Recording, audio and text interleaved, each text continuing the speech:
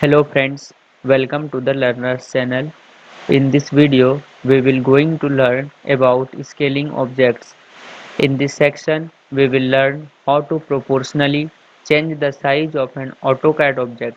Most of the time, in AutoCAD, it is much easier to modify an existing object than creating a new one.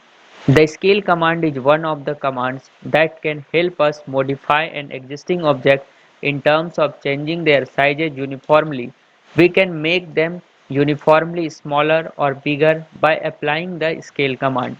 The command can be applied to a single object or an entire drawing. The scale command is particularly useful when changing drawing units. For example, when switching a drawing from meters to feet, from feet to inches, or any other unit conversion, we just need to know the conversion factor between the two units and scale the drawing accordingly. There are various options available to us to use the scale command. One way is to use the combination of a base point and a scaling factor. For example, if we want to increase the size of an object 2 times, we will use a scale factor of 2. Another way is to use a combination of the base point, reference point, and then a target length. In this figure, the red dotted line represents the original size of the square, while the black solid line represents the newly scaled square. Using the scale command, the scale command can be activated in the following two ways. First, from the ribbon, activate the Home tab, then from the Modify panel, run the scale command. The second option is by using the command bar. Type the alias SC or the full scale command. Then press the enter key or space bar or the mouse right click button. Okay. Now I am going to show you scale command in AutoCAD software. Now I am in AutoCAD software and I am going to show you scale command.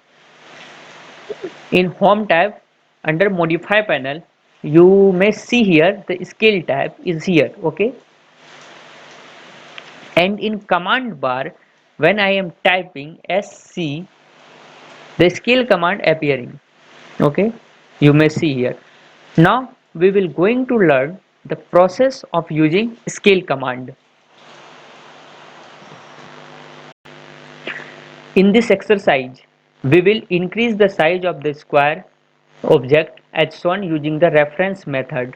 This method uses a base point, a reference length, and a final length. Let us practice the scale command by using a step-by-step procedure. First, open the AutoCAD.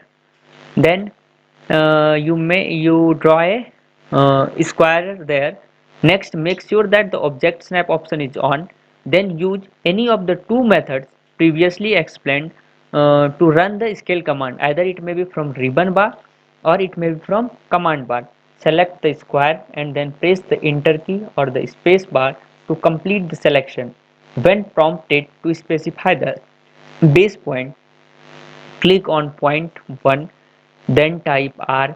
Typing R means that we are going to use a reference instead of specifying a given value with the reference option.